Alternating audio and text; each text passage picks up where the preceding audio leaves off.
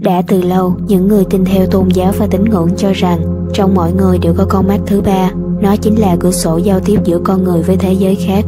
Tuy vậy, những người khác vẫn luôn nghi ngờ sự tồn tại của con mắt này. Ngày nay, những kiểm tra hết sức thực tại và các kết quả nghiên cứu của giới khoa học có thể giúp chúng ta hình dung liệu con mắt thứ ba có thực sự tồn tại hay không. Ở phần này, chúng ta sẽ tìm hiểu về thể tùng, cấu trúc cơ quan được mệnh danh là con mắt thoái hóa. Vào thế kỷ thứ 3 trước công nguyên, bác sĩ Hy Lạp cổ đại Herophilus đã phát hiện ra trong não người có một bộ phận nhỏ, hình dạng như quả thông và có kích thước bằng móng tay út. Ngày nay, các nhà khoa học gọi bộ phận đặc biệt đó là thể tùng. Thể tùng là tuyến nội tiết nhỏ trong não bộ của các loài động vật có xương sống. Thể tùng nằm gần trung tâm của não, nơi giao nhau của hai đồi não, là nơi sản xuất ra hormone có tên melatonin. Melatonin là chất có ảnh hưởng đến quá trình sinh sôi ở tế bào và hệ thống miễn dịch, đồng thời cũng là một chất chống oxy hóa. Đã từ lâu, các nhà khoa học đã nhận ra sự tương đồng giữa thể tùng và con mắt. Nhiều người trong số họ cho rằng thể tùng chính là một con mắt thoái hóa.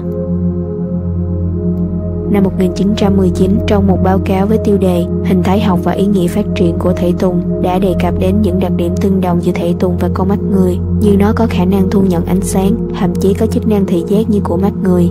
Năm 1995, trưởng khoa tế bào và sinh học thần kinh từ Đại học Nam California, Mỹ đã viết về con mắt tinh thần như sau. Dưới lớp da trong hộp sọ của thằn lằn là một con mắt thứ ba phản ứng với ánh sáng, có thể là một cơ quan hậu phát triển, tương tự như thể tùng ở người, một bộ phận bọc xương tiết ra những nội tiết tố. Thể tùng ở người bị chặn ánh sáng trực tiếp, nhưng giống với con mắt thứ ba của thằn lằn, nó cho thấy việc sản xuất ra hormone melatonin tăng cường vào ban đêm. Thể tùng được mệnh danh là con mắt của tâm trí. Khi giải phẫu, thể tùng của thằn lằn trông giống hệt một con mắt cả về hình dáng lẫn cấu tạo của giác mạc. Theo bác sĩ Oliveira, Đại học Sao Paulo, Brazil, hoạt động tăng cường của thể tùng có liên quan mật thiết với các hoạt động tinh thần siêu việt như nằm mơ hoặc thiền định. Tháng 5 2013, một phát hiện khác được công bố. Thể tùng của chuột có khả năng tiết ra DMT, được mệnh danh là phân tử tinh thần. DMT được coi là một chất dẫn truyền thần kinh có khả năng gây ảo giác mạnh nhất mà con người biết đến. Nó tăng lên trong khi ngủ, trong các trạng thái thiền định, trải nghiệm cận tử cũng như khi ăn vào các loài thực vật có khả năng gây ảo giác. Nghiên cứu này bắt đầu tiếp cận thể tùng như một cửa sổ bẩm sinh nhìn vào các chiều không gian khác, hơn là một con mắt thoái hóa chỉ có nhiệm vụ sản sinh ra các hormone. Trong cuốn tự truyện có tựa đề Con mắt thứ ba của Lạc Ma Tây Tạng Lhotsa Ramba, người có bằng y khoa từ trường Đại học Trùng Khánh Trung Quốc, ông đã diễn tả cuộc phẫu thuật được tiến hành tại vị trí ấn đường, chỗ giao nhau của hai hàng lông mày của ông, nơi được cho là đường thông dẫn đến con mắt thứ ba hay thể tùng. Sau đó ông đã phát triển được một số năng lực đặc dị chưa từng có trước đây. Ví dụ như ông có thể nhìn thấy vần hào quang của mọi người xung quanh, dựa vào đó có thể đoán biết được chính xác sức khỏe và trạng thái tinh thần của họ. Điều này nghe có vẻ huyền hoặc không thực, nhất là khi nó được tuyên bố một chiều và không được kiểm chứng bởi các thí nghiệm. Tuy nhiên, sự tồn tại của hào quang cơ thể người trên thực tế đã được xác thực. Một giáo sư vật lý người Nga đã phát triển một phương pháp chụp ảnh hào quang cơ thể người và tương hợp với những gì được miêu tả trong cuốn sách Con mắt thứ ba của vị Lạc Ma Lhotsa Ramba.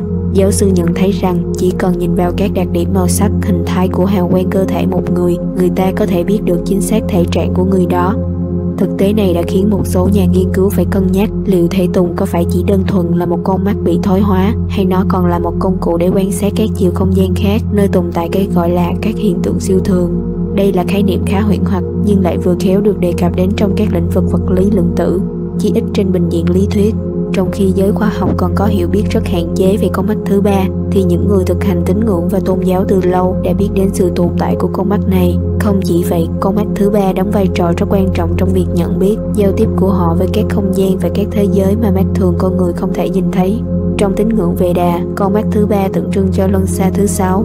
Trong Ấn Độ giáo, nó được gọi là cửa sổ tinh thần Brahma. Tại Trung Quốc, các đạo sĩ gọi nó là Nê Hoàng Cung, còn người cổ đại Trung Quốc gọi nó là Thiên Mục. Không chỉ nhận biết sự tồn tại của con mắt thứ ba, những người thực hành tu luyện có các phương pháp khai mở con mắt này. Khi đó, tùy theo đặc điểm của từng người mà họ có thể xuất hiện những năng lực đặc biệt như nhìn thấy các cảnh tượng từ xa, giao thị, nhìn thấy được quá khứ và tương lai, túc mệnh thông, thậm chí đọc được ý nghĩ của người khác, tha tâm thông. Trong các câu chuyện cổ của Phật giáo đều có ghi lại các khả năng này.